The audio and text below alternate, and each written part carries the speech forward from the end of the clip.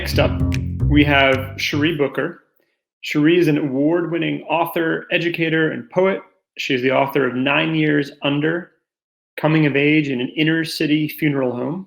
She's winner of the NAACP Image Award for Outstanding Literary Work by a Debut Author.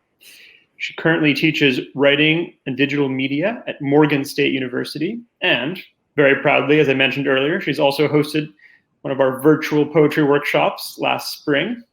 And you can see some of the work that she did with students on our website, houseofspeakeasy.org.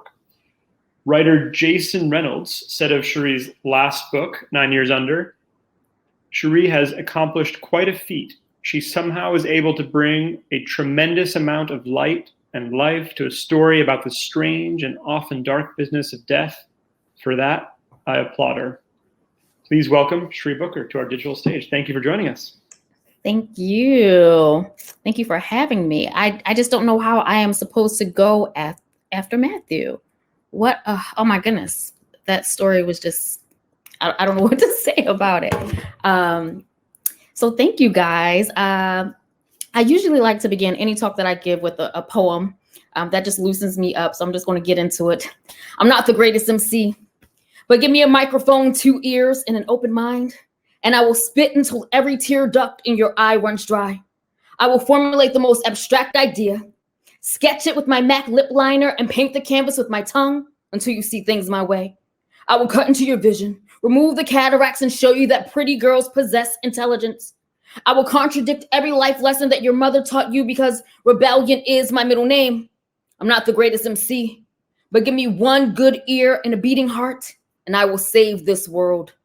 I was born on the Ides of March, but that's the only thing Caesar and I have in common, my life and his death. I am the next Maya Angelou. I just taught my cage bird how to sing. She just can't fly. Harriet Tubman left me a note telling me to dig up her pistol in 2021 because the Underground Railroad is still in place. Noah promised to help me build a fire-resistant ark because time is running out. Again, I am not the greatest MC, but give me 2 deaf ears and a sign language manual, and I will start a revolution. So thank you. I have to do that poem because it warms me up. It gets me into my Sasha Fierce mode, and it prepares me to be able to speak and to talk to you guys. And so I have dreamed. Well, I've had a lot of dreams, but the one that comes to mind the most is when I was in high school. I remember I had this, Ford Bronco. It was a black one. It wasn't the white one like OJ. And one day I got in the car and I heard this song on the radio, and it was Lauryn Hill. She had just released her debut album, The Miseducation of Lauryn Hill. And she just came on the radio and she's like, it's funny how money changes situations. Miscommunication lead to complications. My emancipation don't fit your equation. I was on the humble, you're on every station. And I was like, oh my God, I want to do that. And then a little while later, DMX came out with the song and he's like, get at me, dog. And I'm like, oh my God, I want to do that too. But being an artist just wasn't something that would be sustainable in my household. Wanting to become a rapper was not in the sphere of careers for my family. My parents and sister, they were all public servants, all with 4-year degrees, secure jobs, and what we call good government benefits. And so being an artist or a rapper or performer just didn't fit the mold for my upbringing. My mother never told us that we had to go to college, but she kind of showed us that we didn't have a choice. And so I didn't want to be a principal like my mother or my sister, mainly because I was kind of sassy in school. And, they say that thing that like teachers' children, preachers' children, and police officers' children tend to be the worst children out there. And I didn't want to be a police officer like my dad. So being a lawyer seemed like it was going to be cool. So I went to college to study pre-law and politics, and I took 4 semesters of Latin and took all of the poli-sci courses, all of the government courses, all the pre-law courses. But I never stopped writing poetry or spitting my dope rhymes. And by the time I was a junior in college, I had enough poems to self-publish my first book of poetry. Now, I could have made a CD or a full album of my poems, but books last forever. So everyone I knew, they bought my first book, and you know how it is. Family, friends, everyone supports you typically. And it was a great accomplishment at the time, but it was also a fleeting moment. And even then, being an author just didn't seem like a sustainable career for me because there wasn't any security there. And so sometimes our dreams evolve and sometimes our dreams revolve over time. Sometimes they become bigger, sometimes they become smaller. And sometimes they come back to us after we have forgotten them. So while I was in college, I worked this job at a funeral home. And yes, you can imagine that I've seen a whole lot of interesting, crazy things. And I immediately became intrigued and obsessed with this world. And then when I found out how much money you can make owning a funeral home, I felt like I had realized a new dream. And I actually had a great boss who showed me every single thing there was to know about the business of funerals.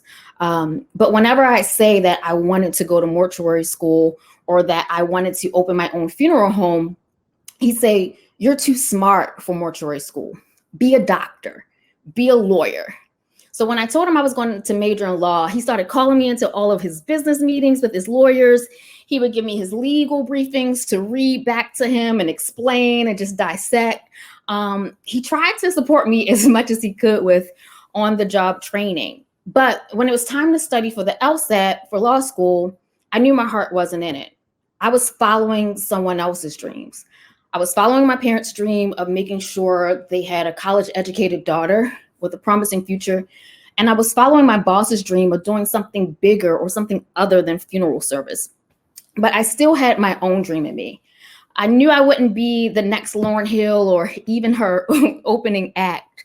The only thing that I was sure of was that I wanted to tell stories. And I didn't care if they were poems. I didn't care if they were articles. I didn't care if they were essays. I wanted to use my voice to share the stories of others. I wanted to invoke change. So I applied to journalism schools and a few writing programs.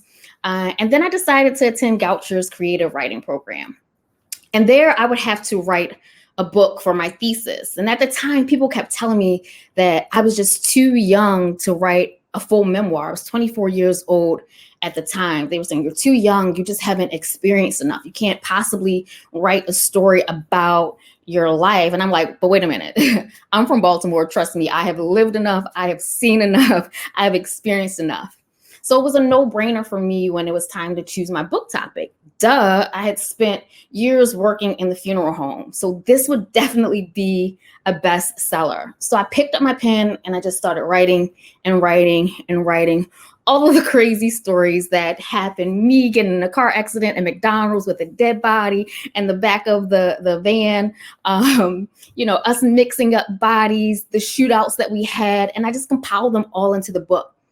And the best part of it was that I still got to include some of my poetry in my book.